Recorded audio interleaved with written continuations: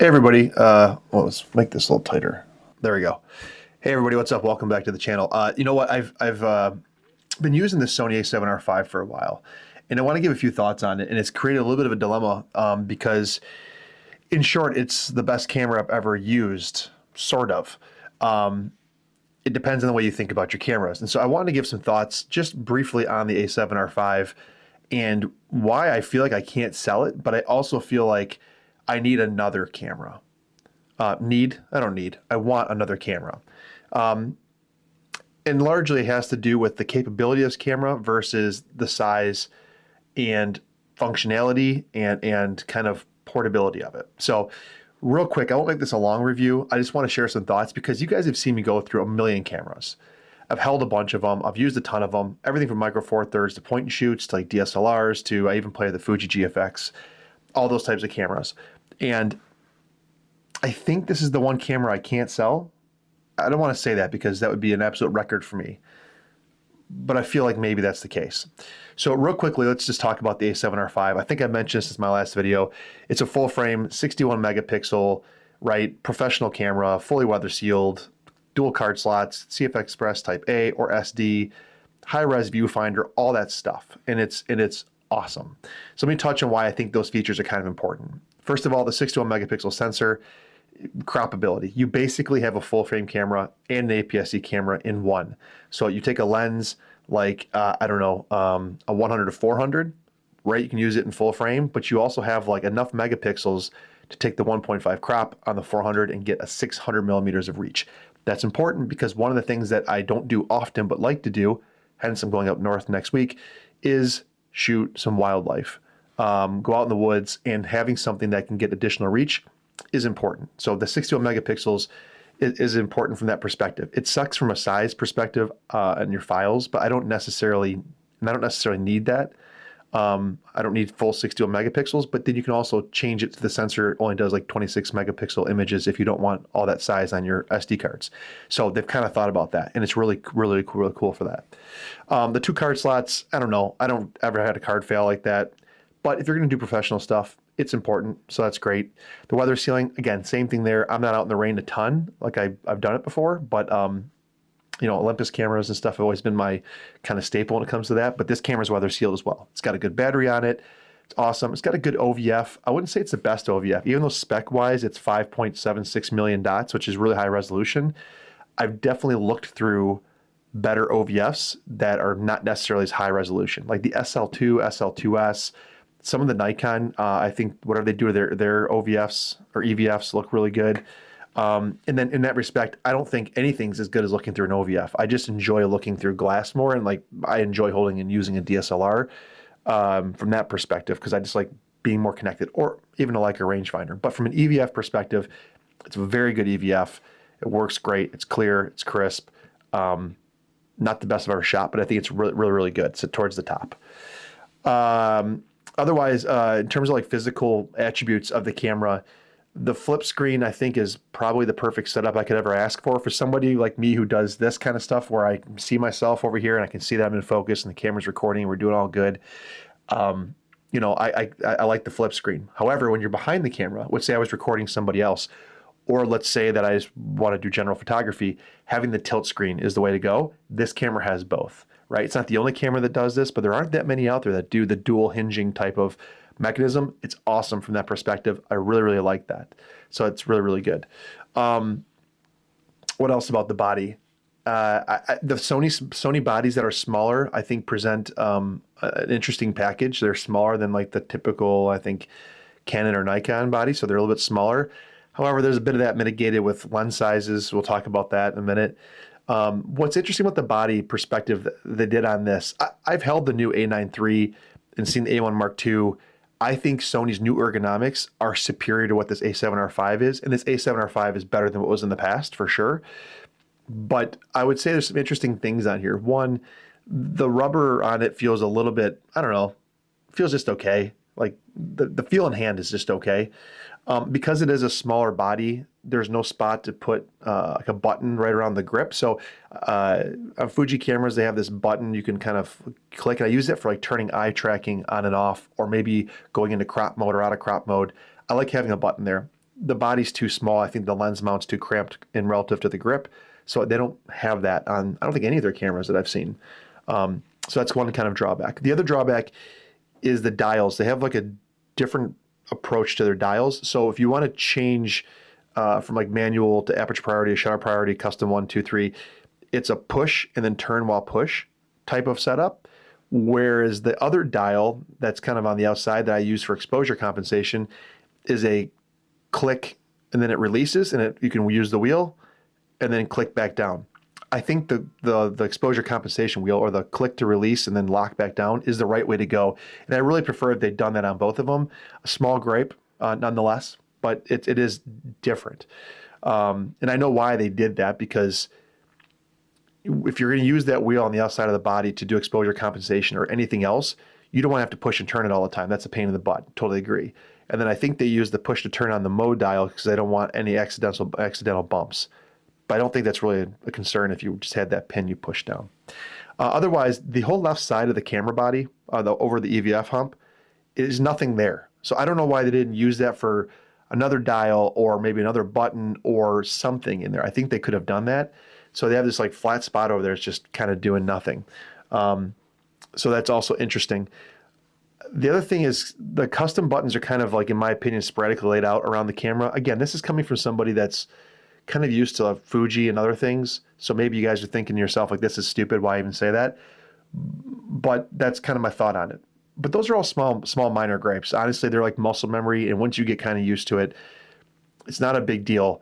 And I'll tell you, like, just in general, this camera, from like an autofocus and performance perspective, it's an absolute cheat code. And I've seen people or heard people say that this type of camera, and I think you could mention this even in the same league as like a Z6 III or an R5 II or any of these types of cameras, they kind of just do everything so well that it gets out of the way and lets you focus on the image creation. And I would say the one thing that I've almost taken for granted now a little bit is that when I go to shoot this camera, I'm no longer questioning, is it in focus or not? Did I nail it or did I not? That's not even a question. I know it's going to be in focus. And I literally have started to just focus on, is this the right angle? How's the lighting look? Like all that kind of stuff. And it's not like, oh, did I nail the eye? Is it tracking? Is the box going off? No, this camera is a cheat code in that respect. And I think that's one of the things I really, really love. So that's great. The last thing I'll mention is, in terms of like software, the camera has so much capability above and beyond what I do for these types of things and like what I shoot. I could have this camera for the next 20 years and be totally okay as long as it didn't break. I would say the only thing, and this goes now into like, why am I looking for potentially a second camera? There's two main reasons. One, the straight out of camera colors are okay. They're far better, but they're not bad. Like I've posted a bunch of straight out of camera color photos on my Instagram. You look back at them, they're pretty good. They really are. I think they look really well. They look really good, but you can also like just take those JPEGs and do some small tweaks, on your phone. If I do file transfer, which by the way, the Sony app works fantastic for that, and warm them up or cool them down or whatever. It just takes a little bit of extra work. Whereas like when I shot Olympus or I shot Fuji, that camera straight out of color, the color straight out of camera were just ready to rock as is. And they had a bit of an art to a little flair. The Sony's much more realistic, like actual, how it should look. And so it's just, you got to think about it a little bit different and then make some of those minor tweaks maybe on your phone. If you're doing something like me where I'm not taking the images into Lightroom every time, I'm just transferring from the camera to my phone and then I post them. So that's kind of how I think about it. What was the other reason? This is the problem with doing non-scripted videos like I never do. I forgot the other thing I was going to mention to you. Oh, the second reason why I'm looking at potentially another camera. The first one was color. The second is overall size. So I've had this camera for probably a month now. I don't know. I've taken the least amount of photos that I've ever taken because this is the only camera that I have outside of my film cameras. And it has a 24-50 f2.8, not a big lens, but certainly not something you carry around all the time. And even with something smaller like the 50-1.8, it's still a little bit bigger. And I realize as I document my life, my kids' life, and all that kind of stuff, the camera I have on you is the best one. Now, obviously the iPhone can work for this, but my God, I hate shooting this thing. If you take it like as a actual camera. And I'm looking for a second camera that is maybe more pocketable, more accessible. And that actually takes that list, makes it a lot smaller of cameras I could consider. And then I could also post, hopefully, straight out of camera colors that I'm pretty happy with. Now, with that said, I'll tell you what I'm kind of considering, right? Like, there's always the Fuji world, but like the XE series of cameras, they've gotten so expensive. The new one's really expensive. Even used ones are getting kind of pricey. I'm looking at Olympus again, like just a cheap whatever. It could be an EM5 III, OM5 Mark I. It could be, but it's got to be smaller, and it's got to be paired with a smaller lens, which then my other option is like something like a Sony A6700 or even like an A6400 that I can just bop around with. The problem with the Sony offerings is that there aren't a ton of small lenses that are, you know, fast and look I guess have that kind of look to them. The look I'm looking for. They have the 35-2.8 Zeiss, which is a great lens, but that turns into a 50 like f4 if you do the crop equivalency in terms of depth of field and field of view. And there aren't too many lenses that are smaller, right? That are faster. So if you look at something like, I don't know, Micro Four Thirds, you get a lot of 1.4, 1.2 glass that you can, or even 1.8 glass that's small, compact, and it fits real well on the body. Even Fuji lenses, you could do something like the Fuji Crons or some of their pancake lenses and get real small. As I go to concerts this year, or I just am like out in the woods with my kids in, you know, in the up north or whatever, I'm not going to have my Sony A7R V with me all the time. I need something I can throw in a jacket pocket, throw in a hoodie pocket. I wouldn't necessarily say jean pocket, because if you do something like that, you're talking Ricoh or like maybe ZV-1 or RX100 type cameras, which maybe that's an option.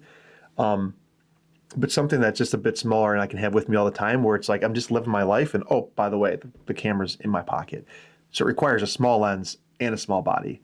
And I don't think I can get Sony down to that level unless I go like, I don't have to find some of the pancake lenses. Maybe Samyang makes like a small 35 or something. I don't know. But in long story short, I'll tell you guys, I don't love everything about this A7R V, but I love most of it. And I honestly think it's the camera I've got to stick with. I'm going to stick with because it does everything I need. As I go throughout this year, I'm going to shoot photos for my daughter's cheerleading team as they do sideline and they do competition this year. This camera is the perfect camera. The autofocus tracking is amazing. Like the resolution so I can crop is amazing. It's perfect for that. Like I could not possibly want more. So that's awesome. As I do YouTube videos or whatever it might be, this is perfect. I'm going to shoot portraits for my son's hockey team more than likely, and other teams are asking me to do it. This is the camera. My daughter's graduating this year from high school, or she's in her senior year. I'm going to be doing portraits for them. I don't have to worry about like Fuji stuff where it's like, did I miss critical focus on the eye or whatever? I don't want to think about that. And this A7R V allows me that luxury. And from that perspective, I talked about having a 2-camera setup. This absolutely fulfills the like professional, do everything type camera that I talked about. It's perfect for that. And I'm sure you can go spend more money on like the new A9 III or A1 Mark II. And for the ergonomics alone, that's interesting. But I got this used off of a buddy for $2,100.